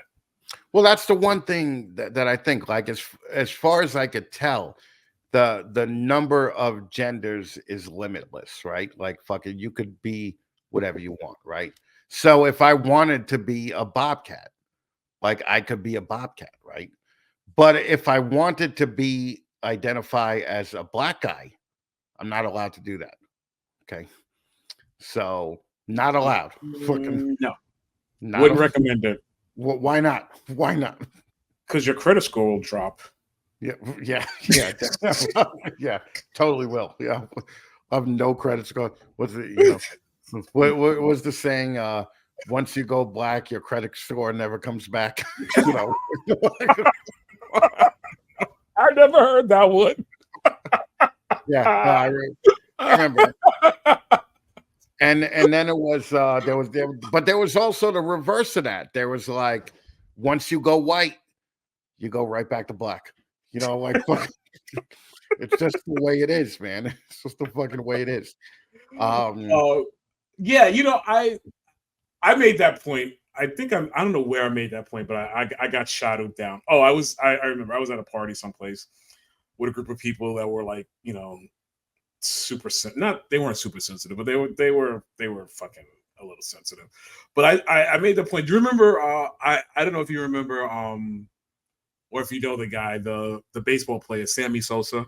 Yeah, the guy that used to be kind of brown but is really white now. No, he used to be black as fuck. Okay, he's black as fuck, and now he's like white as fucking white. Like he literally had some issues with his skin color, and he had enough money and enough time to do something about it. So I remember I was at a party and people were talking about that, like, oh, he's a disgrace, blah, blah. He hates himself, and I was like, well, wait a minute. And this is when the whole thing was, you have to accept people for whatever they say they are and whatever they identify as. So I was like, well, wait a minute. If it's okay for Robert to identify as Barbara, why can't Sammy identify as a white man? And why can't he do, why, and that's what gets me is the hypocrisy, and I that's why I love David Chappelle's comedy so much. Yeah, because he calls out the hypocrisy so often, and I can never, I think I can't remember the bit that he did, but he was talking about how he wanted to say, I think he wanted to say the N-word in one of his shows, like during the Chappelle show. Oh yeah, but the gay thing. Yeah. And they were like getting all upset about it. And it was like, oh, he wanted to call like a gay nigga or something like that. And like people were like, oh, you can't say that. You can't say gay. You can't say gay. And he was like, but you don't have a problem with me using the N-word. Right. And it just he does such a brilliant job of calling out the hypocrisy of people. And it's like, that's what I have a problem with. Yeah, it's so ridiculous. It's fucking and like just women athletes who fucking bitch about how they don't get paid as much as the men, and fucking, I remember just watching something where this woman was like, it's not fair, that we don't get paid as much as the men, and these three idiot guy co-hosts had to just sit there thinking, oh, well, why do you think that is? Like, fucking, yeah, you know why it is? Because you don't sell any fucking tickets, okay? So that's why you don't get paid as much as the men, okay? But if LeBron James decided that he wanted to fucking identify as a woman and go to the NBA and win every game by fucking like 280 points, fucking, that would be a problem, Right. But it wouldn't be a problem to these trans people that think that that's okay.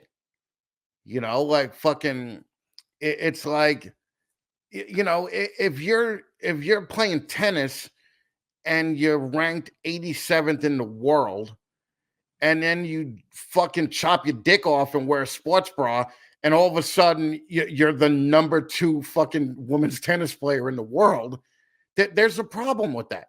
And I think women should have a problem with that. Yeah, You know, like, I think they do. I think they do. Like, there's been a lot of them, yeah, some of them, yeah. But and like then the MMA thing, they're letting the fucking, you know, trans ones fight in the MMA. That is just a dickless dude beating the shit out of a woman. That's all it is. It's like, I don't care how much testosterone you lose when you do a transition, you're still gonna be stronger than the fucking woman, you know. Yeah, it's so fun. Yeah, I'm definitely getting. Yeah, there's gonna be some problems with this episode. Yeah, there's gonna be some problems. Get that advisory warning label ready. I don't know if I want to do that. I don't know if I necessarily want to do that. I just want to surprise. The following content may be offensive to some people. They're going to be so shocked that I had a black guy on in Black History Month that they're going to let everything else slide. They're going to be like, well, fucking Chris did his part. Chris is a white man, his part. That's how you avoid getting canceled. You'd be like, but I had a black guy on. Like, I'm working towards breaking down the racial barriers. That still doesn't work because fucking I was talking to another black friend of mine, and whoa! You got another black friend? I do. I got a couple of them. Yeah. Yeah. You used to be the only one. Right? I used to be the only one. Once we stopped the show, I just thought, why not? Just open, I just opened it up. Once you go black, yeah, you go right back to white. Yeah, yeah. Well, yeah, I was talking to him, and I was like, some of my best friends are black, and he's like, here we go. All right, that's kind of like the sign that you are a racist. Apparently, if you're like, my best friend is black, they're like definite racist, right? But it doesn't work in reverse. Like if you said, my best friend's a white guy, your black friends wouldn't be like, oh, fucking, you're definitely racist. They would just be like, cool. They would just be like, fucking cool. Listen, black people are some of the most racist people in the world. I mean, come on, let's just call it what it is. Yeah. Spanish people, old Spanish people are some of the most racist people in the world. Like, it's and I think that black people and white people came together big time after 9/11. Okay. After 9/11, it was just like black dudes were walking up to white dudes like, my brother, right? But if you were Middle Eastern, both of you would be like fucking terrorists. Right? Yep. And we bonded over fucking common shit talking, So yeah, it's just so fucking it's just so bad to, like fucking you can't even joke about anything now. But it's what are you gonna do? Gotta keep doing it, man. Because everybody thinks that this is a long-term strategy from China, that they're feminizing America. And they're like, we don't care what happens tomorrow. We don't care what happens next week, but we damn sure care about what happens 20 years from now. And we're setting that up right now. So, well, it makes a little sense.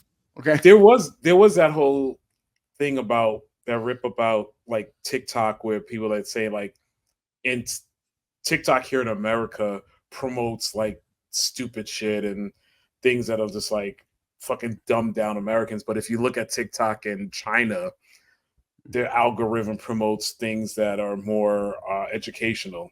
Right. Did you ever like? I heard that. Yeah. Yeah. I mean, listen. I mean, fuck it. Next time I order Chinese food, I'll ask the delivery guy. Right, because he just got here. Right, so he knows what's going on in China. So fucking your Chinese food gets delivered by a Chinese guy. My Chinese food gets delivered by a Mexican. Yeah, no, mine is still Chinese here. Cantonese guy, right? Fucking old school, baby. That's old school. Fucking real dog, right? I ordered Chinese food over the weekend, and the fucking Mexican showed up. Yeah, that's Uber Eats. I order from a lot. Like Uber Eats really killed the fucking Chinese food stores delivery guys business. Oh yeah. Because fucking Uber Eats, does it so much. And the problem I have with Uber Eats is that fucking it's 18 degrees here, and they still allow your food to be delivered from a guy on a bicycle. Okay, so he has to drive ride 9 miles. Fucking your food is getting frozen when it fucking comes, and then your food is ruined because Chinese food is only good hot. Right? So fucking it's just so when I order Chinese, I always go direct to the store. I wipe out the middleman with Uber Eats. So Uber Eats is expensive as fuck too. I think last month I spent $2,200 on Uber Eats. Like What the that's a lot. That's dude? excessive. You know? That Yeah. is that is ridiculous, bro. Yeah. I used to be like, I'll order Uber Eats, but only from restaurants. Right. And then somewhere along the line, I was like, I'll only order from McDonald's through Uber Eats this time. And then fucking now I'll order Taco Bell through Uber Eats. Something that costs $14. I'll pay $33 for it to have it delivered. See, I can't do that. I can't. I use Uber Eats one time, and it's only because they gave me I did something for my job, and they gave me a gift card for like $20. And I ordered something off of Uber Eats, and it still came out to like $25. Right. You still had to put With the discount. With the discount. I'm like, get the fuck out of here. Yep. And fucking Uber Eats is cool because it shows you the tip. Yeah, like how much tip you want to fucking leave. And I only always leave 10% because I'm just like, this is fucking. I mean, the guy's doing nothing but bringing it to me, and I already paid $14 extra to order it through Uber Eats. So it's like fucking yeah. But I'm in a different situation than you. I got one leg, man. You're fucking balling it up in a Manhattan condo. Like fucking with two legs. Okay. Real quick before I forget, I used to drive for Uber, right? Yeah, I remember. Yeah. I used to drive for like 2 or 3 years. So I was in this Facebook group, and Uber Eats was just becoming popular as I was transitioning out of Uber. So now a lot of people do Uber Eats. But I distinctly remember someone posting a video on the group that they were doing Uber Eats, and they were like going in people's food and taking out the fries and eating it. I was just like, I will never, ever order Uber Eats. But now, ever since COVID, McDonald's double bags it and they tape the inside bag, right? So the guys can't just dip their fucking shit in, fucking take a drink of your shake and shit, and fucking right. Yeah. But anyway, fucking Duncan, we were almost an hour and a half, man. Do you want people to get in touch with you? Do you want people to watch your show, and how could they watch it? Absolutely. They can follow the Vintage Geeks on anywhere where podcasts are made available. The Vintage Geeks is a popular pop culture podcast where 3 really old guys just talk about shit that we watch and we like, and that's it. Sometimes we're on a schedule, sometimes we're not. If you want to, have more of this, you could go over to the Vintage Geeks. And who's not going to want more than that? All right, I just got to thank everybody for hanging around till the end. Fucking Dakim is awesome. He's an incredible guy. And fucking once I'm back on 2 feet again, we were going to be hanging out. He's right in Manhattan here. And we're definitely going to be knocking out some dinners. Maybe go to a few Comic-Cons. All right. Get some autograph shit. Fucking meet some famous people. It's fun stuff, man. That's all I'm saying. It's fun stuff. Listen, you want to get into the background of other fun stuff, join the Patreon family, like all these cool people right here. You'll get exclusive videos. You'll get discounts on guest business services, and yeah, it's just a fun time. There's a Discord now. I'm not even sure if it's set up right, the Discord. I don't think I even checked the Discord in probably two or 3 weeks. Okay. But my man Shane is there. All right. Shane Kelly's always there, and you could fucking catch him while you're on the Discord, and maybe I'll pop on eventually, and we'll we'll talk some shit about other people. Okay. The the the Zoom call, the open Zoom call for reptile keepers is still going strong. It's usually every other Sunday, and every other Sunday between that is Fat Man Live, where we bring you the hottest fucking chicks in the industry who actually know their shit. And actually, it's not even in the industry. It's just reptile adjacent hot chicks that we talk to. I mean, it's fun, right? Like you bring the hot chicks over, and everybody will come. Um, it is what it is. All right, that's all I'm saying. It's a hot chick episode twice a month. Okay, listen, guys, thank you so much. Go to theherocompany.com/snakes and the fat man. Pick up a bracelet. I would appreciate that. Help vets with PTSD get service dogs, and it's just a good thing. The next charity that we're going to be behind, probably in March or April, is going to be St. Jude's Children's Hospital. So we're really having a great time doing this, and we're raising quite a bit of money. I think we're at about $1,500 on the bracelets. So you guys are doing good, and you're helping me out a lot. I really appreciate you guys doing this, because this is a cause that's near and dear to my heart. Guys, thanks for sticking around for the whole show. I'll see you, next week, maybe the week after, but definitely in 2 weeks when we do this all over again. So thank you very much, guys.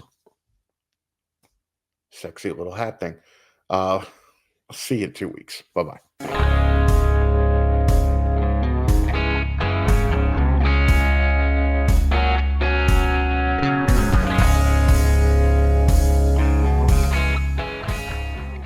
Everyone talks their own shit about what kind of racks you should buy. Metal racks are great, but everyone doesn't want a goddamn 7-foot high, 6-foot wide, 2,000-pound metal rack in their fucking house. That's a 2-refrigerator footprint, man. 2 fucking refrigerators. Sea Serpents makes insane quality racks that could fit anywhere. They're stackable PVC racks that are living room friendly, and they're shipped fully assembled with heat tape already installed. Just plug it into a thermostat and you're ready to go. When we had the shop, we had over 20 Sea Serpent racks there before they ever became a sponsor of Snakes and the Fat Man. I don't breed much anymore these days, but I still have a few racks here in my house, and you could be goddamn sure that they're Sea Serpents.